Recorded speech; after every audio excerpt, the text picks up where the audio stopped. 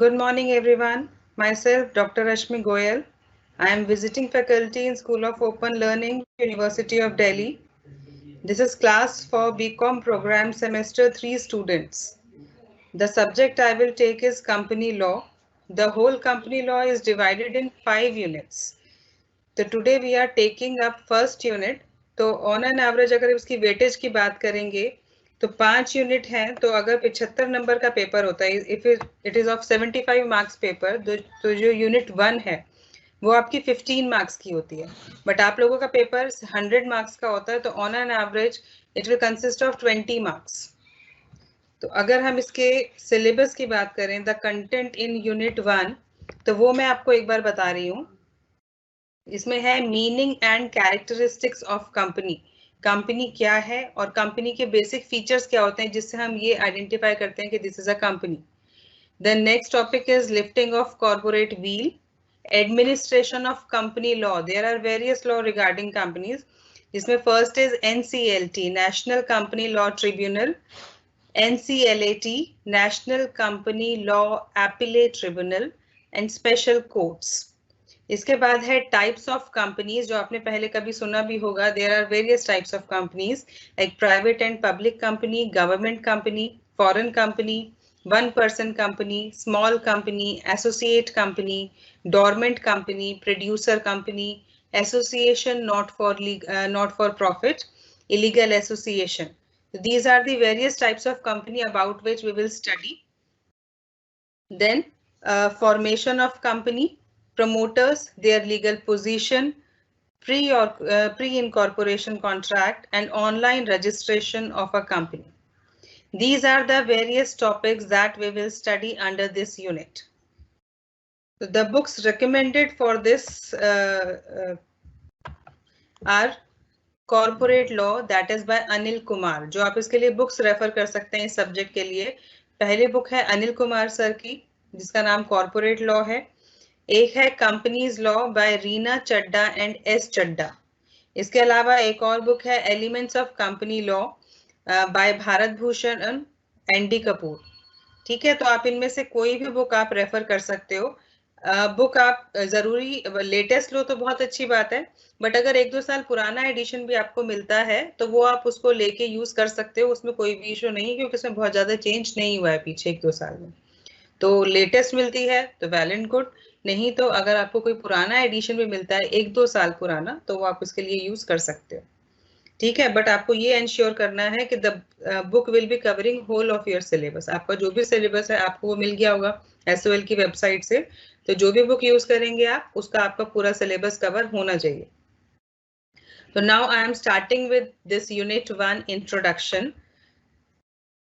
First of all the topic is meaning of company. Company क्या है? तो according to section 2 subsection 20 of the companies act 2013, तो companies act 2013 जो हमारा latest अब act चल रहा है, कंपनीज एक्ट 2013 का चल रहा है वो, तो उसके सेक्शन 2 और सब सेक्शन 20 में आपको बताया हुआ है company means a company incorporated under this act और under any previous company law. तो हर एक कोई भी कंपनी अगर वो कंपनीज एक्ट 2013 के अंडर इनकॉर्पोरेटेड है, या कोई भी पुराने कंपनी लॉ है, जैसे आपने सुना होगा कंपनीज एक्ट 1956, ऐसे अगर किसी और एक्ट के अंदर भी अगर आपकी कोई भी कंपनी इनकॉर्पोरेटेड है तो वो आपकी कंपनी मानी जाती है। ठीक है, इसके अलावा प्रोफेसर हेने है। प्रोफेसर हेने ने कंपनी के लिए क्या बताया? A company is an incorporated association which is an artificial person created by law, having a separate entity with perpetual succession and a common seal.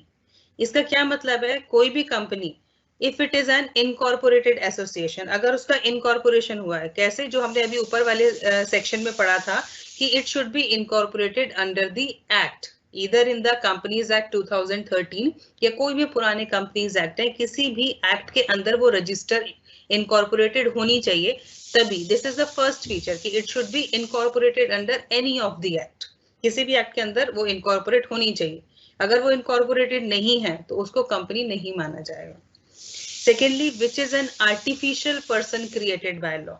तो आर्टिफिशियल पर्सन वो एक नेचुरल पर्सन नहीं है, it will not take birth naturally, कि जैसे कोई भी person है उसका नेचुरल बर्थ होता है, तो कंपनी तो ऐसे नहीं आती है, उसको कौन क्रिएट करता है, it is created by law. जैसे हम कंपनीज एक्ट कर रहे हैं तो उसके अंदर वेरियस लॉज हैं, अलग अलग उसके अंदर नियम कानून है जिसके अंदर कंपनी को बनाया जाता है, but it will act like a person only.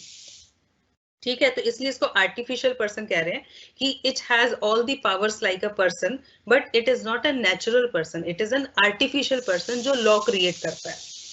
Having a separate entity, separate entity मतलब सेपरेट फ्रॉम इट्स मेंबर्स, कि जो कंपनी है उसकी अपनी एग्जिस्टेंस होती है, उसके जो मेंबर्स होते हैं वो उससे अलग होते हैं, जैसे कंपनीज के अंदर उसके एम्प्लॉयज होते हैं, उसके शेयर होल्डर्स होते हैं, उसके डायरेक्टर्स होते हैं, but the company has it separate existence, वो उनसे उनके ऊपर डिपेंडेंट नहीं है, वो अपने नाम से, हर एक कंपनी का अपना नाम होता है जिससे वो इस्टेब्लिश होती है, तो it is different from its members, its share holders, its directors. Next is with perpetual succession, मतलब कि it has a long life, कि उसके अंदर जो भी मेंबर्स हैं, member can come, members can go, but the company will remain there, company का कुछ भी नहीं होता। पार्टनरशिप में आपने क्या पढ़ा कि अगर वहां पे पार्टनर्स जो हैं, अगर वो किसी की डेथ हो जाती है या उनमें क्या होता है कि वो पार्टनरशिप फर्म को वो डिसॉल्व कर देते हैं, बट कंपनी के केस में ऐसा नहीं है, इसके अंदर कोई भी इसके मेंबर्स हैं वो आते जाते रहेंगे, किसी की डेथ हो गई, कोई इंसॉल्वेंट हो गया, कुछ भी हो गया, बट उस पे कंपनी की एग्जिस्टेंस पे फर्क नहीं पड़ता, company will remain there only. And the last is and a common seal, common seal का मतलब क्योंकि कंपनी एक आर्टिफिशियल पर्सन है, ये वैसे पॉइंट्स हम अभी नीचे डिटेल में पढ़ेंगे जो हमारे कैरेक्टरिस्टिक्स हैं, फिर भी मैं ब्रीफ में बता रही हूँ। कॉमन सील का मतलब कि क्योंकि कंपनी एक आर्टिफिशियल पर्सन है तो दे कैन नॉट साइन, क्योंकि हम कह रहे हैं कंपनी के पास सारी पावर है, कंपनी अगर किसी के साथ भी कॉन्ट्रैक्ट में जाती है कि दूसरी कंपनी के साथ कोई कॉन्ट्रैक्ट कर रही है तो उस कंपनी के नाम से होगा, but he can not signature, but it does not have signatures, ठीक है, वो कोई सिग्नेचर नहीं कर सकती, तो इसलिए वहां क्या होता है, उसकी एक कॉमन सील होती है, कॉमन सील का यहाँ पे मतलब स्टैंप से है कि कोई भी कंपनी है तो उसके नाम की उसमें स्टैंप उसके पास होती है, तो जो भी डॉक्यूमेंट्स होते हैं उस पे उस कंपनी की स्टैंप लगाई जाती है और जिसपे कम से कम 2 डायरेक्टर्स के साइन होने चाहिए, तब वो एक कॉन्ट्रैक्ट जो है वो एक वैलिड कॉन्ट्रैक्ट बन जाता है और कंपनी को बाइंड कर देता है कि अब क्योंकि इस पे कंपनी की सील आ गई है, 2 डायरेक्टर्स के साइन हो गए हैं, तो company is bound to perform the contract, उस कॉन्ट्रैक्ट को कंपनी को परफॉर्म करना पड़ेगा, company is under obligation to perform that contract. तो I hope it is clear meaning of company. तो कोई भी कंपनी जो किसी भी एक्ट के अंदर इनकॉर्पोरेटेड है, जो एक आर्टिफिशियल पर्सन है जिसको लॉ ने क्रिएट किया है, उसकी सेपरेट एंटिटी है from its members, which has a long life and a common seal, तो जिसके भी अंदर ये सारे फीचर्स एग्जिस्ट करते हैं, that will be called as a company, उसको कंपनी कहते हैं। अच्छा, लॉ है, लॉ आप पहले भी पढ़ के आए हुए हो, but still I am repeating कि इसमें आपको सेक्शंस मिलते हैं, हर जगह आपको सेक्शंस मिलेंगे, तो इसमें आपके ऊपर ऐसा नहीं है कि आपको सेक्शन लिखना ही है, लिखो तो बहुत अच्छी बात है, नहीं लिखोगे तो आपके मार्क्स डिडक्ट नहीं होंगे, बट गलत नहीं लिखना है, अगर आपको करेक्ट सेक्शन आप याद कर सकते हो तो आप सेक्शन लिखिए, क्योंकि गलत लिखने पर नंबर जरूर कट जाएंगे, नहीं लिखने पर नंबर नहीं कटेंगे पर गलत लिखने पर नंबर कट जाते हैं, तो अगर आप लिखते हो तो बहुत अच्छी बात है, नहीं लिखते तो भी कोई बात नहीं। Next topic is characteristics of a company, company के कैरेक्टरिस्टिक्स वही जो हमने अभी ऊपर डेफिनेशन में पढ़े हैं। First is incorporated association, incorporated association मतलब it is an incorporated association of persons which is created by registration under Companies Act 2013 और any former Indian companies act. तो कोई भी कंपनी, उसका कैरेक्टरिस्टिक कि वो एक इनकॉर्पोरेटेड एसोसिएशन ऑफ पर्सन है, कि जो किसी एक्ट के अंदर इनकॉर्पोरेट की गई है, उसका प्रॉपर रजिस्ट्रेशन कराया गया कंपनीज एक्ट के अंदर, और जिन लोगों ने मिलकर उसको बनाया है, तो that is called association of person. तो वो हमारा फर्स्ट कैरेक्टरिस्टिक है इनकॉर्पोरेटेड एसोसिएशन, कि किसी भी एक्ट के अंदर उसका रजिस्ट्रेशन कराया गया हो। Second is artificial legal person, तो company is an artificial legal person as it is created by law, that is a process other than natural birth. तो जैसा मैंने आपको बताया था कि आर्टिफिशियल पर्सन है जिसको लॉ क्रिएट करता है, इसका ह्यूमन बींग्स की तरह या नॉर्मल पर्सन की तरह नेचुरल बर्थ नहीं होता है, इसको लॉ क्रिएट करता है, that's why it is called artificial. It is clothed with all rights of an individual. जैसे मैंने बताया था कि कंपनी के पास उसकी सारी पावर्स होती हैं, वो अपने नाम से एग्जिस्ट करती है। It can enter into any of the contract, वो कुछ भी प्रॉपर्टी खरीद सकती है, बेच सकती है, सब कुछ उसके अपने नाम से होता है। It is not on the name of the members और the other peoples of the company. It can do everything which any natural person can do, वो सब कुछ कर सकती है जो एक नेचुरल पर्सन कर सकते हैं। ठीक है, जैसे भी बताया कि कॉन्ट्रैक्ट में एंटर कर रही है या कुछ भी खरीद रही है, बेच रही है, तो नॉर्मल पर्सन जैसे सब करते हैं नेचुरल पर्सन, वो ये सब कर सकती है। But there are some exceptions. कौन सी?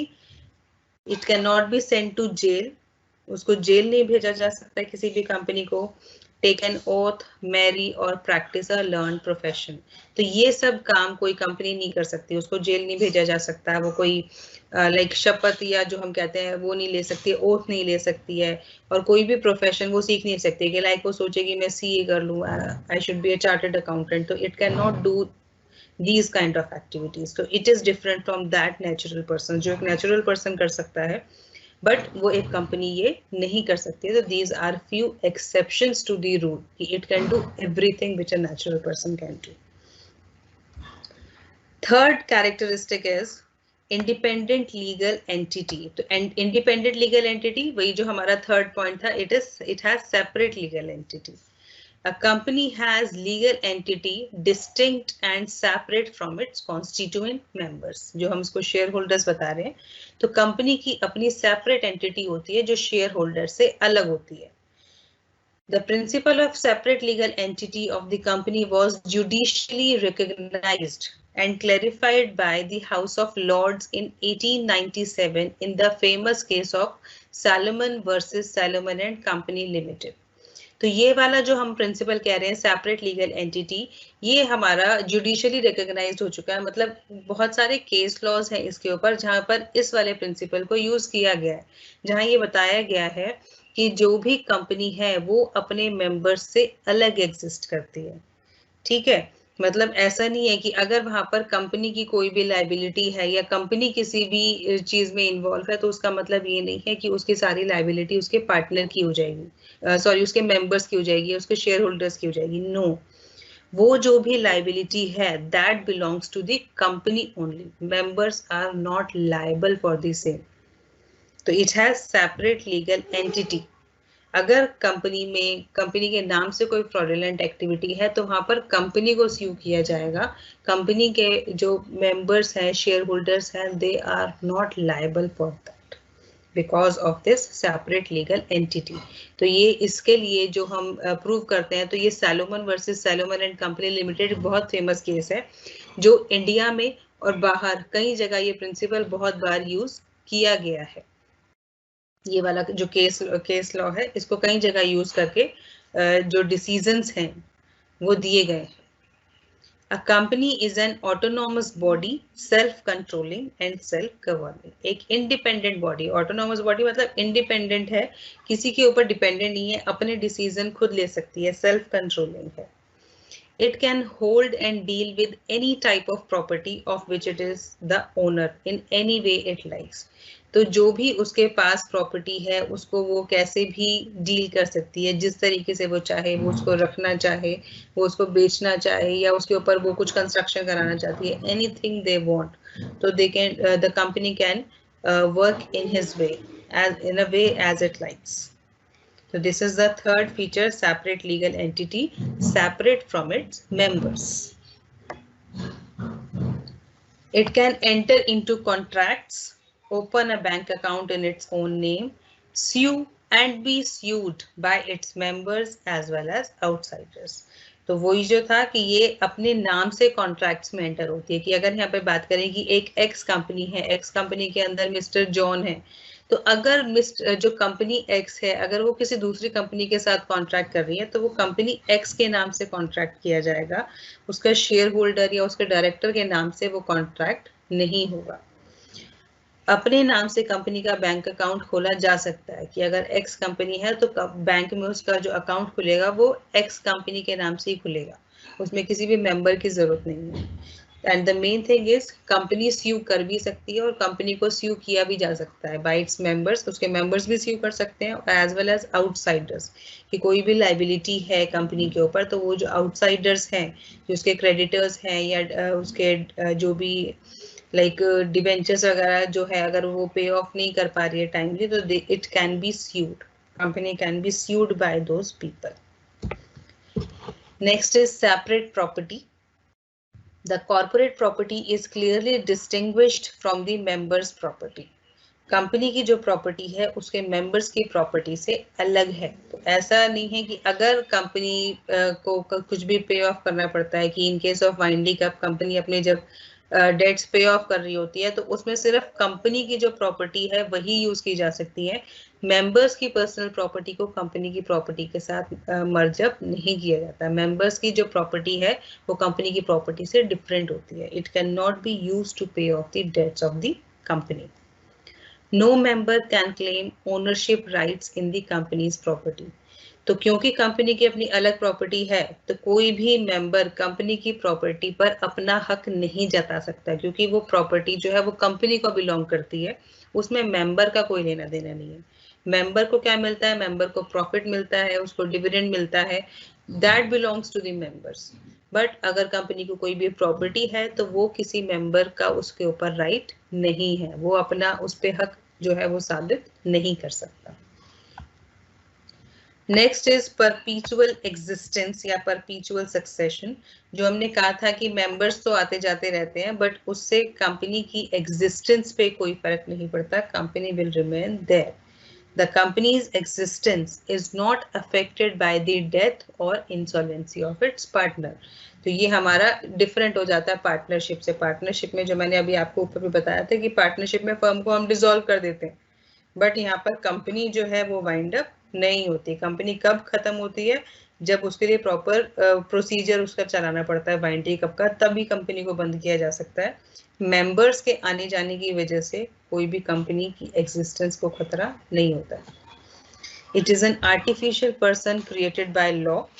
Law alone can bring an end to its life. तो क्योंकि ये लॉ ने क्रिएट किया है तो इसकी जो लाइफ को एंड कर सकता है वो भी सिर्फ लॉ कर सकता है, इसके अलावा कंपनी को कोई भी बंद नहीं कर सकता है। कि मेंबर्स ये सोचें कि नहीं हम अब इसको हमें नहीं चलाना, कि मेरा पार्टनर तो चला गया, मुझे कंपनी बंद करनी है, तो इस ग्राउंड्स पे कंपनी बंद नहीं होती है। There should be proper grounds on which law will take decision कि whether we should wind up the company और नॉट। Next is common seal. Common seal मैंने बताया था क्योंकि इसकी अपने सिग्नेचर कंपनी खुद नहीं कर सकती है, तो they have a stamp bye it's name. उसकी जगह उसका सिग्नेचर की जगह उसकी स्टैम्प लगाई जाती है। तो since company is an artificial legal person, law has provided for the use of a common seal. तो क्योंकि वो आर्टिफिशियल लीगल पर्सन है तो इसलिए लॉ ने उसको कॉमन सील प्रोवाइड की है कि वो कॉमन सील यूज कर सकते हैं with the name of company engraved on it, जिसपे कंपनी का नाम खुदा हुआ होना चाहिए, उस पे उठा हुआ होना चाहिए कंपनी का नाम, as a substitute for it signature. उसके सिग्नेचर की जगह कंपनी के नाम की सील होनी चाहिए जो किसी भी डॉक्यूमेंट पे लगाई जाती है by the name of company. Any document bearing the common seal of the company and duly witnessed by at least 2 directors will be legally binding on the company. तो अगर किसी भी डॉक्यूमेंट पे कंपनी की सील लगी हुई है और 2 डायरेक्टर्स, कम से कम 2 डायरेक्टर्स ने विटनेस किया हुआ, विटनेस का मतलब कि उस पर साइन कर देते हैं, तो वो जो भी आपका डॉक्यूमेंट है वो कंपनी के ऊपर लीगली बाइंडिंग होगा। कंपनी को वो जो भी डॉक्यूमेंट है उस पर जो भी क्लॉज लिखे हुए हैं that they need to fulfil. Next is separation of ownership and management. तो हर एक कंपनी में जो ओनरशिप होती है और जो मैनेजमेंट होती है दे कैन बी सेपरेट। ठीक है, उसमें जरूरी नहीं है कि वो सेम ही होंगे। मैनेजमेंट कौन होती है? जो बोर्ड ऑफ डायरेक्टर्स होते हैं, जो कंपनी को रन कर रहे होते हैं, डिसीजंस ले रहे होते हैं, वो हमारे मैनेजमेंट का पार्ट होते हैं। और ओनर कौन होते हैं? जिन्होंने कंपनी के शेयर्स खरीदे हुए होते हैं, जिसमें जिनका स्टेक होता है कंपनी के अंदर, तो these are usually our share holders. तो company is owned by share holders क्योंकि उनका वहां पर पैसा लगा हुआ है, उन्होंने कंपनी के शेयर्स खरीदे हुए हैं, तो they are the owners of the company. And managed by board of director, क्योंकि उसके जो वर्किंग है, जो भी डिसीजंस है, वो सारे बोर्ड ऑफ डायरेक्टर्स देखता है. तो they are separate. Ownership and management are separate in the company. Next is limited liability. तो ये जो लाइबिलिटी की बात हो रही है, limited liability, that is of the share holders of the company की. बाकी हमने अभी पढ़ा था कि जैसे पहले हमने पार्टनरशिप फॉर्म में पढ़ा था कि जो भी पार्टनर्स होते हैं उनकी लाइबिलिटी अनलिमिटेड होती है, कि अगर वहां पर कोई भी लाइबिलिटी है तो they have to use their personal assets also. But in case of a company the share holders have limited liability. तो उस लिमिटेड की क्या डेफिनेशन है कि उन्होंने जो भी शेयर खरीदा हुआ है, जितनी उस पे अनपेड वैल्यू है, सिर्फ उनकी उतनी ही लाइबिलिटी बनती है, उससे ज्यादा उनकी लाइबिलिटी नहीं है. कि जैसे अगर कंपनी का शेयर 10 रुपए का था, उसपे से अभी उनकी पेड अप कैपिटल 8 रुपए है, तो 2 रुपए बाकी है उस पे. This is the unpaid value of share. 2 rupees is the unpaid value. तो हर एक पार्टनर की कितनी लाइबिलिटी होगी? 2 रुपीज पर शेयर ओनली. उसके पास जितने भी शेयर हैं, तो 2 रुपीज पर शेयर सिर्फ उसकी लाइबिलिटी होगी. उससे ज्यादा कंपनी उससे पैसा डिमांड नहीं कर सकती है. दूसरा, अगर गारंटी कंपनी है, गारंटी कंपनी अगर किसी जो मेंबर्स हैं उन्होंने गारंटी दी हुई है कि अगर कुछ भी होगा तो I will pay that much amount. तो अगर किसी ने कोई गारंटीड अमाउंट बताया हुआ है, तो उसकी उतनी ही गारंटी, जितना गारंटीड अमाउंट है उसको उतना देना पड़ेगा. उस केस में हम ये नहीं देखेंगे कि भाई उसका सिर्फ 2 रुपए अनपेड है तो उससे सिर्फ उतना ही पैसा कॉल किया जाएगा. उससे जितना भी उसने गारंटी दी है उतना पैसा उससे डिमांड किया जाएगा. तो the share holders of a company have liability limited to the extent of unpaid value of shares held. तो जितनी अनपेड वैल्यू ऑफ शेयर्स है, सिर्फ उतनी ही उसकी लायबिलिटी बनेगी, उससे ज्यादा नहीं. और इन case of a guarantee company, the members are liable to contribute the sum guaranteed by them. जितना sum guarantee किया है उतना उनको contribute करना पड़ेगा in case of winding up of the company. तो वो कब मांगा जाएगा? जब कंपनी वाइंड अप पूरी होगी, क्योंकि तभी उसको सारे अपने डेट्स जितने भी हैं वो सब पे ऑफ करने पड़ेंगे. तो उस टाइम जो भी उनका अमाउंट होगी, लाइबिलिटी वैल्यू, वो उनसे कंट्रीब्यूट कराई जाएगी. Next is transferability of shares. The shares of a public company are freely transferable and members can dispose of their shares whenever they like without seeking any permission from the company or other members. तो जो public company होती है,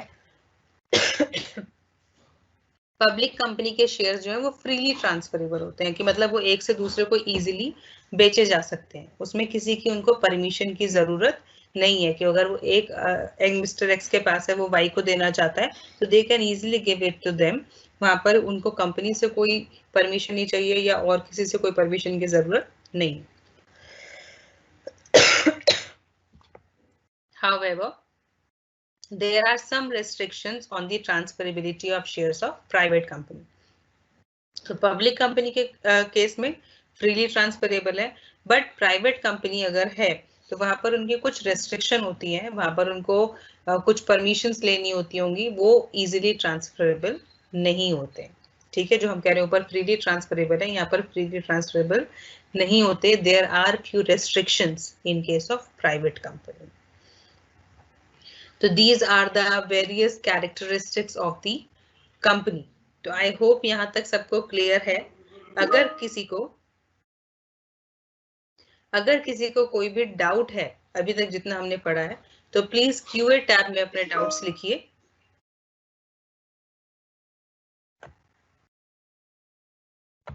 कुछ बच्चे लिख रहे हैं join नहीं कर पा रहे हैं. बेटा आई थिंक आपको कुछ मिला होगा वहां से, कि आपको कुछ आईडी वाईडी मिला होगा ना आपका, आपकी पे स्लिप जो आपने फी स्लिप होगी उसके ऊपर आपको कुछ दिए जाती है इंफॉर्मेशन, जिसके साथ आप उसको ज्वाइन कर सकते हैं क्लास को.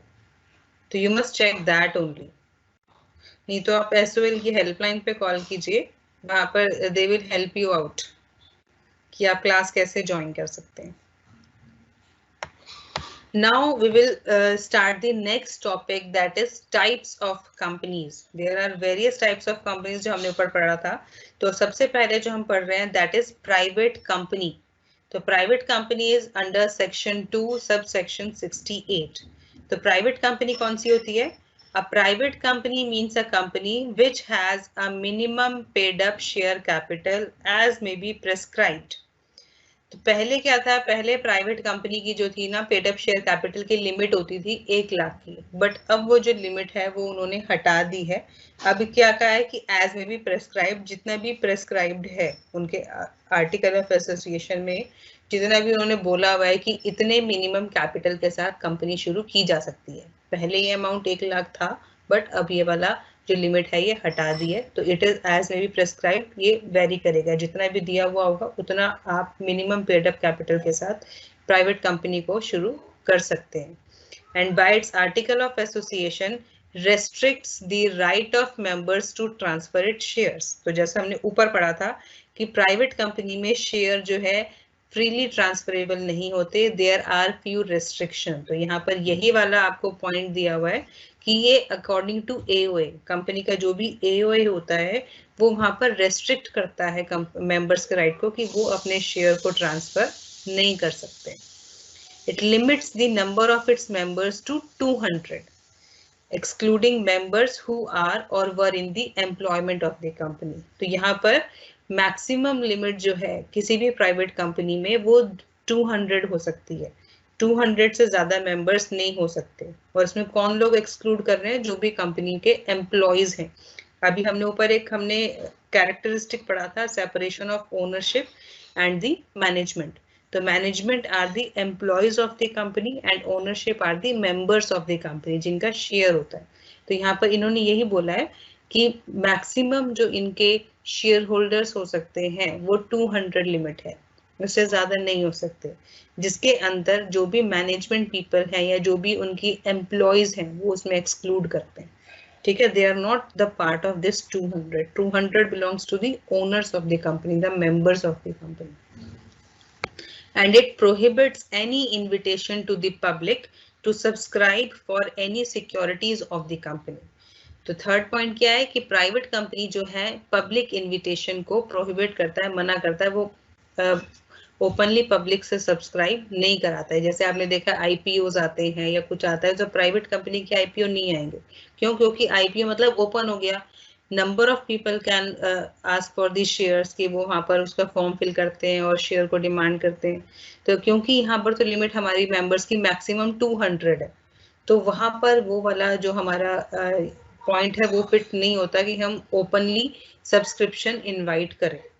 ठीक है, तो इसलिए प्राइवेट कंपनी जो है it prohibits invitation to the public. The minimum number of members required to form a private company is 2। तो कम से कम 2 लोग और मैक्सिमम 200 ये लोग मिलके एक प्राइवेट कंपनी बना सकते हैं। तो कम से कम 2 लोग होने चाहिए अगर प्राइवेट कंपनी को शुरू करना है तो। Private company must add the word private in its name. तो अगर कोई भी प्राइवेट कंपनी है तो जो भी कंपनी का नाम होगा उसमें प्राइवेट वर्ड जरूर आएगा। जैसे आपने लिखा होगा प्राइवेट लिमिटेड, तो जहां पे भी कोई प्राइवेट कंपनी होती है वो अपने नाम में प्राइवेट वर्ड लगाना उसको कंपलसरी होता है। It's govern by the law. Private company is allowed to work with at least 2 directors. कोई भी प्राइवेट कंपनी है उसकी डायरेक्टर्स की लिमिट 2 है कि अगर उसको 2 डायरेक्टर मिल जाते हैं तो उन 2 डायरेक्टर्स के साथ वो आगे कंटिन्यू कर सकते हैं। तो this is the private company. तो प्राइवेट कंपनी बताया कोई भी कंपनी प्राइवेट कंपनी हो सकती है अगर वो minimum paid up share capital ले रही है, और उसके बाद उसमें जो शेयर्स होते हैं फ्रीली ट्रांसफरेबल नहीं होते हैं, ओपन पब्लिक सब्सक्रिप्शन वहां पर वो प्रोहिबिट करते हैं, और वहां पर मैक्सिमम लिमिट मेंबर्स की 200 होती है और मिनिमम 2 होती है। तो these are the few features of the private company. Now second type of company is public company. Public company is under section 2 subsection 71। तो पब्लिक कंपनी क्या है? A public company means a company which is not a private company. तो कोई भी public company जो है जो private company नहीं है उसको पब्लिक कंपनी बोला है। इसके अलावा it is a private company which is subsidiary of a company which is not a private company. तो उस प्राइवेट कंपनी को भी पब्लिक कंपनी बोला जा रहा है अगर वो कंपनी सब्सिडरी है उस कंपनी की जो एक प्राइवेट कंपनी नहीं है। मतलब जो कोई हमारी अगर सपोज हमारी कोई पब्लिक कंपनी है। आपने सब्सिडरी कंपनी पढ़ा होगा, सब्सिडरी कंपनी डिटेल में अभी हम पढ़ेंगे, holding company and subsidiary company. तो पब्लिक कंपनी कौन है? एक तो जो कंपनी प्राइवेट कंपनी नहीं है वो हमारी पब्लिक कंपनी है, ठीक है। प्राइवेट कंपनी नहीं है का मतलब उसके फीचर्स उसके अंदर नहीं है, जो हम अभी ऊपर फीचर्स पढ़ के आ रहे हैं, अगर वो फीचर्स इस कंपनी के अंदर नहीं है तो वो एक पब्लिक कंपनी मानी जाएगी। दूसरा, अगर ये एक प्राइवेट कंपनी है but this is subsidiary of the company which is not a private company, कि अगर एक पब्लिक कंपनी की सब्सिडरी है वो भले ही प्राइवेट होगी बट उसको पब्लिक कंपनी ही माना जाएगा क्योंकि वो पब्लिक कंपनी की सब्सिडरी है। A public company must have a minimum of 7 members. तो पब्लिक कंपनी शुरू करने के लिए कम से कम 7 मेंबर्स होने चाहिए थे, जो प्राइवेट में आपको मिनिमम 2 दिए गए थे, ठीक है। तो this is a difference between private and public, वहां पर मिनिमम मेंबर्स 2 थे, यहाँ पर मिनिमम मेंबर्स 7 है। The shares of public company are freely transferable. Public company के शेयर्स फ्रीली ट्रांसफरेबल हैं, कोई भी अपने शेयर एक से दूसरे को बेच सकता है, उसके लिए उसको किसी की परमिशन की जरूरत नहीं होती है। There is no restriction on the maximum number of members in case of a public company. तो यहाँ पर मैक्सिमम नंबर्स कितने होने चाहिए मेंबर्स की, उसकी कोई लिमिट नहीं है, इसमें जितने चाहें उतने मेंबर्स हो सकते हैं। तो जैसे आपने बहुत सारी कंपनी सुनी होंगी, बड़ी बड़ी कंपनीज जो होती हैं, तो दे आर पब्लिक कंपनी, वहां पर वो ओपनली उनसे सब्सक्रिप्शन मंगाते हैं। तो वो जो हमारा थर्ड पॉइंट ऊपर था, prohibits invitation from the public to subscribe, तो यहाँ पर they can invite subscriptions from the public, क्योंकि वहां पर लिमिट नहीं है, जितने लोग चाहें उतने सब्सक्राइब कर सकते हैं और उनको अलॉटमेंट भी उतना शेयर्स का किया जा सकता है। A public company may invite the public to subscribe for any shares in or debentures of the company. तो ये वही बता रहा है कि they can invite subscription from the public. And the last is public company is allowed to work with at least 3 directors. So public company कब काम शुरू कर सकती है? जब उसके पास कम से कम 3 डायरेक्टर्स हो, ठीक है। तो ये थी हमारी पब्लिक कंपनी। तो इसमें कई बार क्वेश्चन आता है what is the difference between the private company and the public company. तो बहुत इजीली यहाँ पर आप उसको जज कर पा रहे हो कि एक तो मिनिमम मेंबर्स और मैक्सिमम मेंबर्स, ये दोनों का अलग है। प्राइवेट कंपनी में 2 मेंबर्स थे, पब्लिक कंपनी में 7 मेंबर्स चाहिए। प्राइवेट कंपनी में मेंबर्स मैक्सिमम 200 हो सकते हैं, बट इसमें कोई लिमिट नहीं है, there is no limit of maximum members. Private company के शेयर फ्रीली ट्रांसफरेबल नहीं है, बट पब्लिक कंपनी के shares are freely transferable. Private company में मिनिमम 2 डायरेक्टर चाहिए और पब्लिक कंपनी में मिनिमम 3 डायरेक्टर चाहिए। तो these are the various bases of difference between the private company and the public company. So the question sometimes has come in exam to differentiate between these two. Now the third type of company is the government company under section 2 subsection 45. तो government company कौन सी है? It means a company in which not less than 51% of the paid up share capital is held by the central government or any state government or governments, or partly by the central government and partly by one or more state governments. तो government company कौन सी है? कोई भी company जिसमें कम से कम 51% जो है paid up share capital वो सरकार के पास होती है, ठीक है। सरकारी कंपनी, गवर्नमेंट कंपनी मतलब सरकारी कंपनी। तो सरकारी कंपनी कब बनेगी? जब उस कंपनी में सरकार का शेयर होगा और मेजॉरिटी शेयर होगा। तो मेजॉरिटी कब आती है? 100% में से 50% से ज्यादा होगा तो 51%। तो अगर किसी कंपनी के कम से कम 51% शेयर सरकार के पास है, कौन सा? वो सेंट्रल गवर्नमेंट भी हो सकती है कि उसमें 51% शेयर सेंट्रल गवर्नमेंट के पास है, या फिर एनी स्टेट गवर्नमेंट और गवर्नमेंट्स, किसी भी स्टेट गवर्नमेंट के पास, कि सपोज दिल्ली के पास है या महाराष्ट्र के पास है, या 2 सरकार मिलके भी उसके अंदर 51% होल्डिंग ले सकती है, कि दिल्ली और महाराष्ट्र ने मिलकर 51% शेयर लिया, तब भी वो गवर्नमेंट कंपनी मानी जाएगी, या फिर सेंट्रल गवर्नमेंट और स्टेट गवर्नमेंट मिलके उसके अंदर शेयर कर सकते हैं। Please, I'm checking few students are waiting, I think, to join the class. Let me see what's the issue.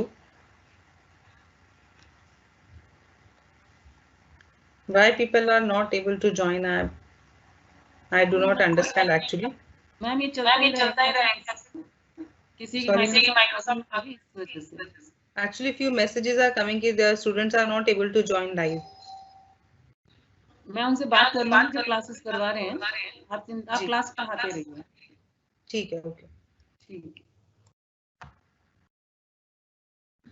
A government company may be private company or a public company. तो government company कोई भी हो सकती है, उसमें private company के भी features हो सकते हैं, पब्लिक कंपनी के भी हो सकते हैं।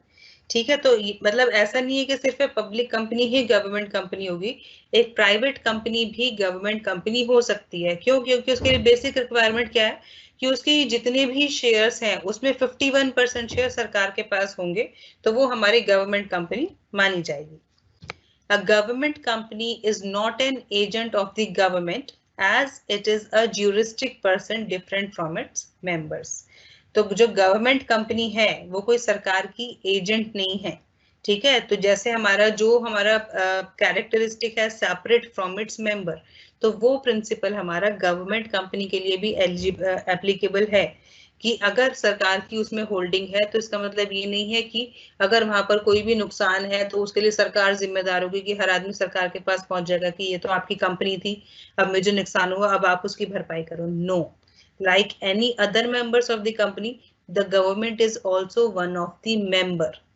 So the government will not be liable to pay off any of the debts to other members. सरकार की भी जितना उसका लाइबिलिटी शेयर होगा सरकार भी उतना ही पे करेगी, उससे ज्यादा वो पे नहीं करेगी, because of the principle separate legal entity.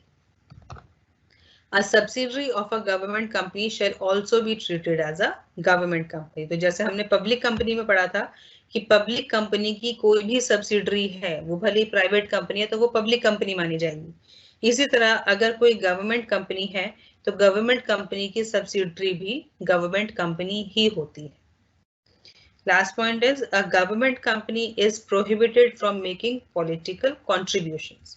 तो गवर्नमेंट कंपनी जो है वो कोई भी पॉलिटिकल कंट्रीब्यूशन नहीं कर सकती। They are been prohibited to make any political contribution. कि सपोज सरकार ने कहीं पैसा लगा दिया, अब सोचे वहां का पैसा मैं अपनी सरकार के लिए यूज करता रहूं या किसी और पॉलिटिकल पर्पस के लिए यूज करता रहूं, तो they can not use that money for that purpose. So I think government company will be clear to all. Now the next type of company is holding company and subsidiary company. जो हम अभी ऊपर subsidiary बार-बार पढ़ रहे थे, तो holding, सबसे पहले holding company, a company which controls another company is known as holding company. तो जो कंपनी दूसरे कंपनी को कंट्रोल कर रही है उसको हम होल्डिंग कंपनी कहते हैं। And the company so controlled, और जिस कंपनी को कंट्रोल किया जा रहा है वो हमारी सब्सिडरी कंपनी होती है। ठीक है, तो a company shall be deemed to control another company in each of the following case. तो यहाँ पर जो ऊपर हम कह रहे हैं अगर एक कंपनी दूसरी कंपनी को कंट्रोल कर रही है तो वो होल्डिंग कंपनी है। तो कंट्रोल इन द सेंस किस तरीके से कंट्रोल कर रही है? If it controls the majority composition of board of directors of another company. दूसरी कंपनी के जितने भी बोर्ड ऑफ डायरेक्टर्स हैं अगर उसमें मैक्सिमम डायरेक्टर्स इस वाली कंपनी के होते हैं कि suppose company X company Y, तो अगर कंपनी वाई में 7 बोर्ड ऑफ डायरेक्टर्स हैं जिसमें से 4 डायरेक्टर अगर कंपनी एक्स के होते हैं तो इसका मतलब x is the holding company, क्योंकि 7 में से 4 डायरेक्टर एक्स कंपनी के वहां पर जो है कंट्रोल कर रहे हैं, मेजॉरिटी कंपोजिशन एक्स कंपनी के डायरेक्टर्स की है, तो वहां पर X will be the holding company and Y will be the subsidiary company. ठीक है, क्योंकि 7 है तो 7 में मेजॉरिटी 4 मेंबर्स आती है, मेजॉरिटी हो जाती है। तो अगर ये 4 मेंबर पहली कंपनी के हो जाएंगे तो उस पहली कंपनी का कंट्रोल दूसरी कंपनी के ऊपर हो जाएगा। तो this is the first way to control another company. Secondly, if it exercises or controls more than 1/2 of the total share capital either at its own or together with one or more of its subsidiary company. तो अगर किसी company का कि suppose जो हम example ले रहे हैं एक्स और वाई कंपनी, तो अगर वाई कंपनी के more than half like 51% shares अगर एक्स कंपनी के पास हैं, शेयर होल्डिंग की बात कर रहे हैं, तो अगर 51% शेयर होल्डिंग एक्स के पास है तो X will be the holding company and Y will be the subsidiary. ठीक है, ये दूसरा तरीका है। तो पहला क्या था कि अगर बोर्ड ऑफ डायरेक्टर्स में मेजॉरिटी पहली वाली कंपनी की होगी तो वो उसको कंट्रोल करेगी, तो वो होल्डिंग कंपनी बन जाएगी। दूसरा, अगर इसके पास 51% या उससे ज्यादा अगर शेयर्स हैं कंपनी के, तो जिसके पास 51% शेयर हैं वो होल्डिंग कंपनी बन जाएगी और दूसरी वाली हमारी सब्सिडरी कंपनी बन जाएगी। या अगर 51% किसी कंपनी ने अपनी सब्सिडरी के साथ मिलके उससे उस कंपनी के लिए हुए, तो वो भी होल्डिंग कंपनी मानी जाएगी। A company shall be deemed to be the holding company of another company if another company is subsidiary of the first mentioned subsidiary company. तो इसका क्या मतलब है, अगर हम शॉर्ट में बात करें कि एक X कंपनी है, X की सब्सिडरी Y है और Y की सब्सिडरी Z है, ठीक है, तो Z जो है वो X की भी सब्सिडरी मानी जाएगी। 3 कंपनीज मैंने बताई, X, Y, Z। Y is the subsidiary of X। Y जो है X की सब्सिडरी है और Z जो है वो Y की सब्सिडरी है। तो इसका मतलब जो Z है वो X की भी सब्सिडरी कंपनी मानी जाएगी। X का कंट्रोल Z कंपनी में भी चलेगा। तो this is the subsidiary of subsidiary, तो उसमें होल्डिंग कंपनी का पूरा कंट्रोल वहां पर रहता है। तो this is holding and subsidiary company. Next type of company is foreign company under section 2 subsection 42. The foreign company, as the name suggests, कोई भी company if it is incorporated outside India which has a place of business in India whether by itself or through an agent physically or through electronic mode and conducts any business activity in India in any other manner. तो foreign company कौन सी है, कोई भी company अगर India के बाहर incorporated है, क्योंकि इंडिया के अंदर इनकॉर्पोरेटेड है तो वो कंपनीज एक्ट 2013 के अंदर या किसी और एक्ट के अंदर इनकॉर्पोरेटेड होगी, बट बाहर तो दूसरे लॉज उनके, जो सपोज अगर कोई अमेरिका की कंपनी है तो वहां पर वो अमेरिकन उनका कुछ एक्ट होगा जिसके अंडर कंपनी को इनकॉर्पोरेट किया जाएगा, उनके अपने लॉज होंगे, अपने प्रोविजंस होंगे जो उन कंपनी ने फुलफिल किए होंगे।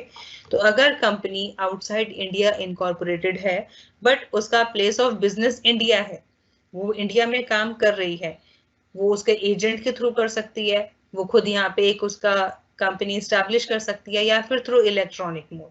जैसे इलेक्ट्रॉनिक मोड, जैसे हम एग्जांपल लें अमेजोन का, ठीक है, तो वो इलेक्ट्रॉनिक मोड में काम कर रही है इंडिया में, बहुत अच्छा काम कर रही है कि हाँ सब ऑनलाइन शॉपिंग वहां से कर रहे हैं।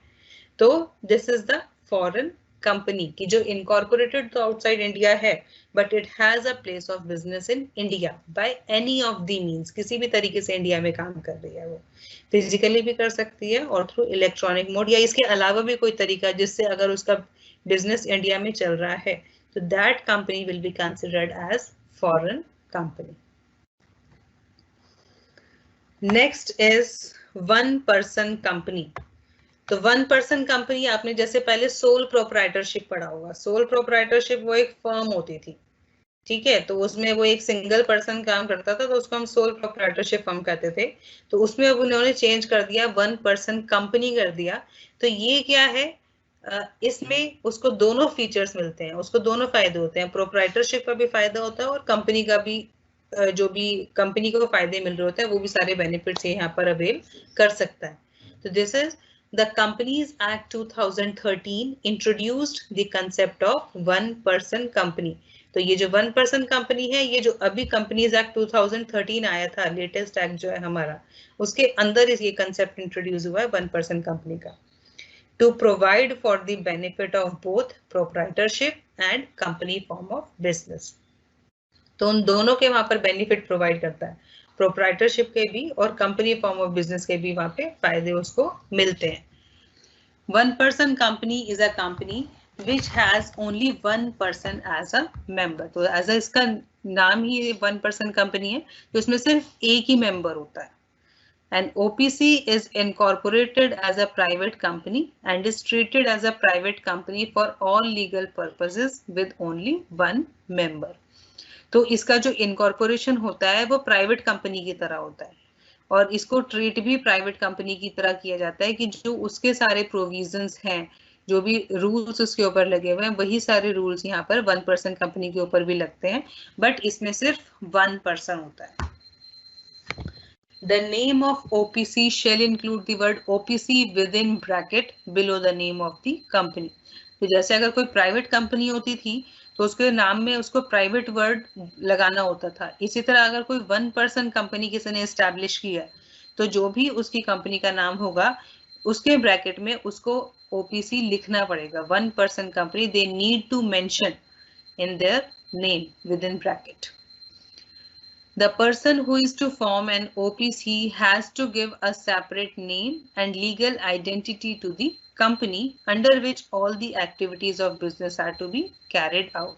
तो 1% कंपनी है तो उसका मतलब ये नहीं है कि वो अपने नाम से चलाना शुरू कर देगा कि यहाँ पर मिस्टर ए जो है, मिस्टर ए ने वो कंपनी एस्टैब्लिश की है और वो अपने नाम से बिजनेस कंडक्ट कर रहा है। No, because it is a company, तो वहां पर जो कंपनी का अपना एक फीचर है कि कंपनी अपने नाम से एस्टैब्लिश होती है, ठीक है, उसकी अपनी एक लीगल आइडेंटिटी होती है।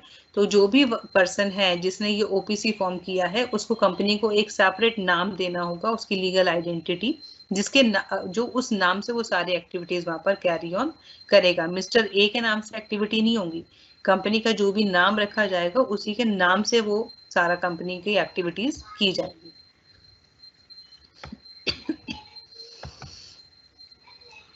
The person has to nominate a person with that person's written consent as a nominee of the OPC to ensure perpetuity and continuity to the life of the company. क्योंकि 1% जो है वो भी एक company ही बनाई गई है तो उसमें हमारा फीचर होता है परपीचुअल सक्सेशन, कि कोई भी मेंबर आए जाए उससे कंपनी की एग्जिस्टेंस पे, उसकी वर्किंग पे कोई भी फर्क नहीं पड़ता। कंपनी की लाइफ जो है वो एक लॉन्ग टर्म लाइफ लेके आती है। तो इसलिए यहाँ पर जो भी पर्सन ने ये एस्टैब्लिश की है वो किसी पर्सन को नॉमिनेट करता है, उस पर्सन की कंसेंट के साथ, उसकी रिटर्न कंसेंट चाहिए, वो उसको नॉमिनी बनाता है कि अगर मैं नहीं हूँ, कि मुझे कुछ भी होता है कि मैं रिटायर हो गया हूँ या मैं कंपनी छोड़ रहा हूँ with any of the reason, तो मेरे बाद ये वाला पर्सन जो है ये कंपनी को कंटिन्यू करेगा।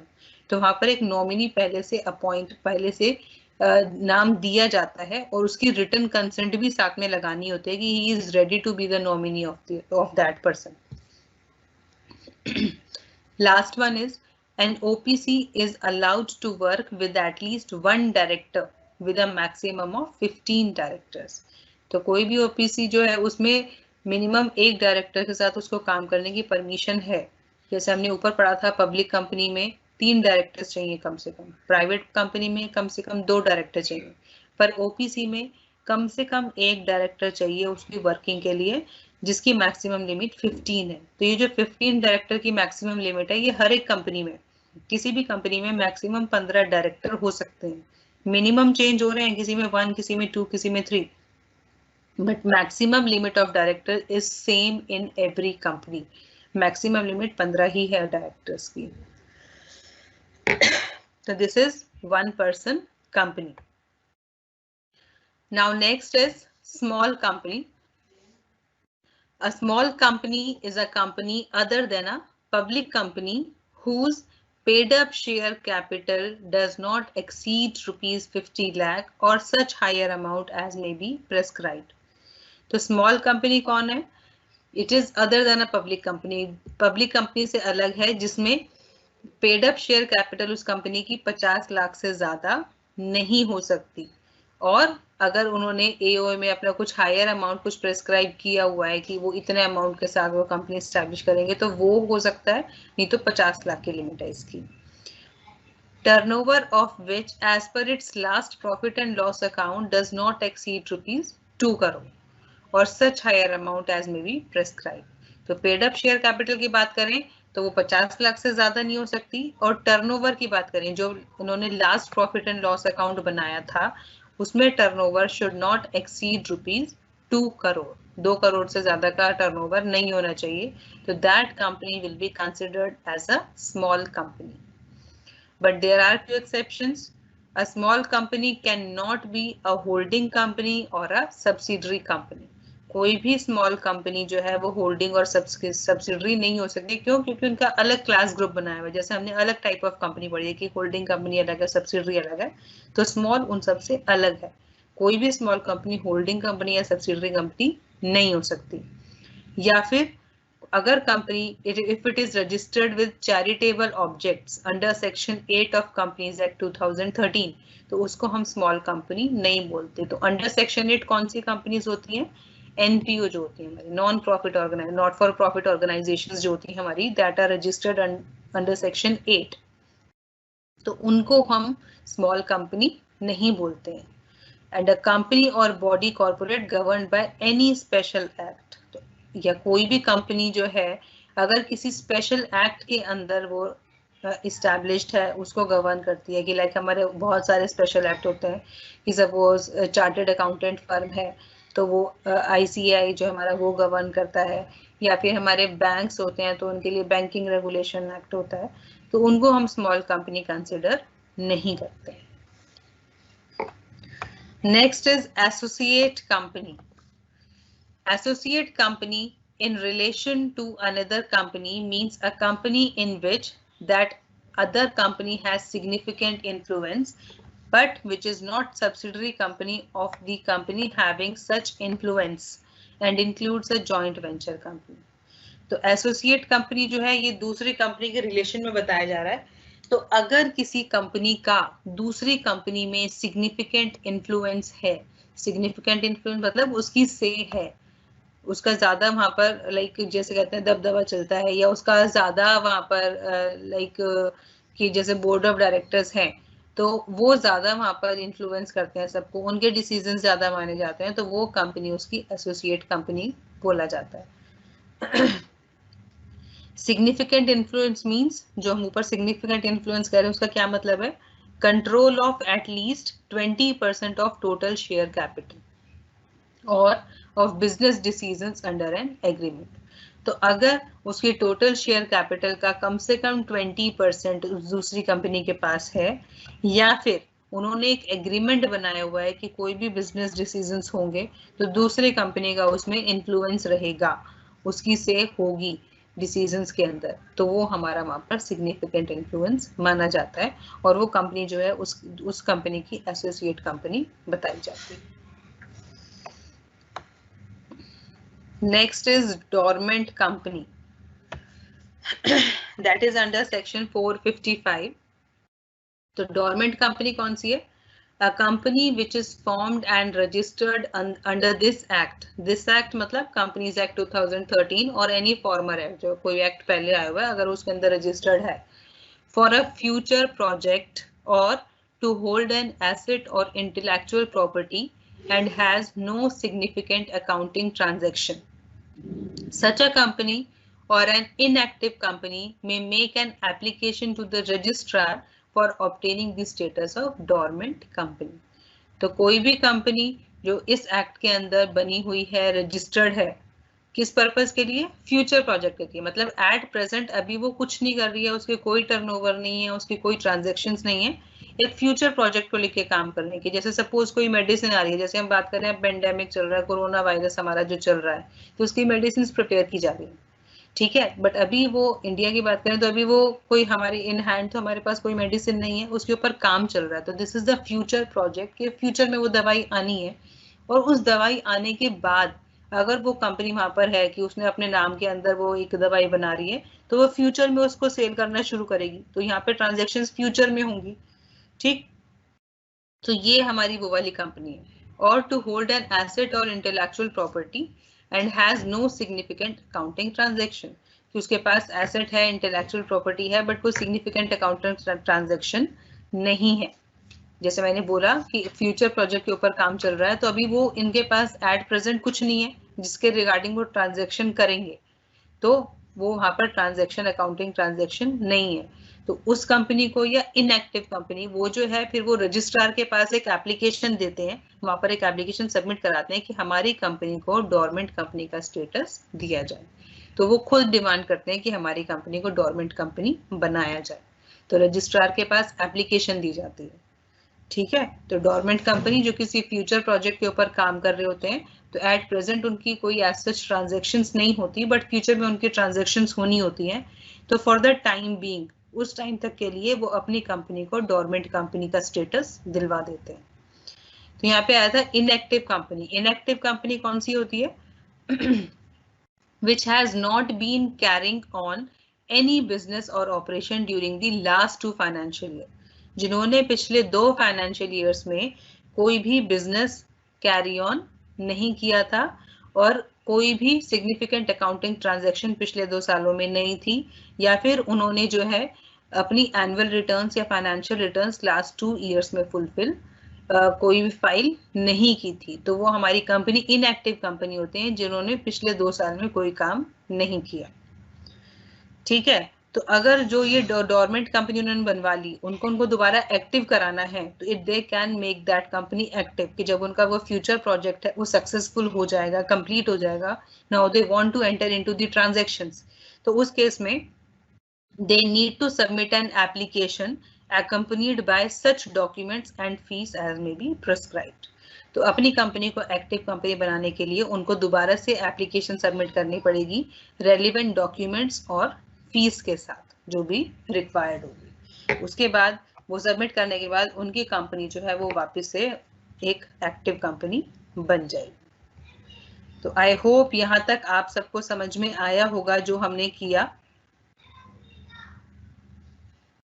सिलेबस में आपका यहाँ पर कुछ क्वेश्चंस हैं जो मैं बताना चाहूंगी कि यहाँ पर आपका जो पूरा कंपनी लॉ है that is divided into 5 units, जिसकी मैंने वेटेज बताई थी on an average 20 marks per unit आपका जो है वो सिलेबस रहता है।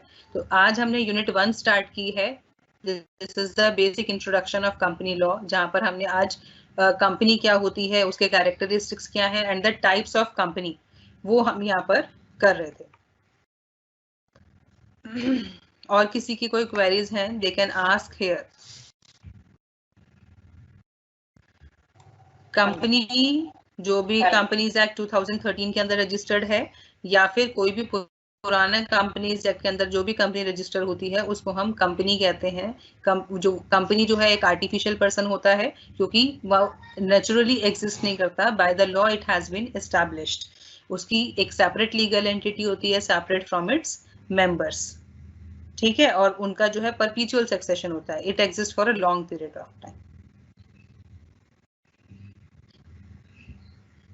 हेलो। हाँ जी मैम। हाँ जी मैम, मेरी तरफ से हो गया। हाँ जी हाँ जी, क्वेरीज पूरी हो गई है, बेशक आप लीव कर सकते हैं। मैम कितने स्टूडेंट्स थे आज, कुछ बताएंगे मुझे? आपके हैं 260 स्टूडेंट्स, वैसे maximum 2 document. Okay okay, thank you so much ma'am, thank you so much. Okay, फिर मैं बंद कर दूं आपको? हाँ जी हाँ जी, ओके मैम, बाय बाय जी।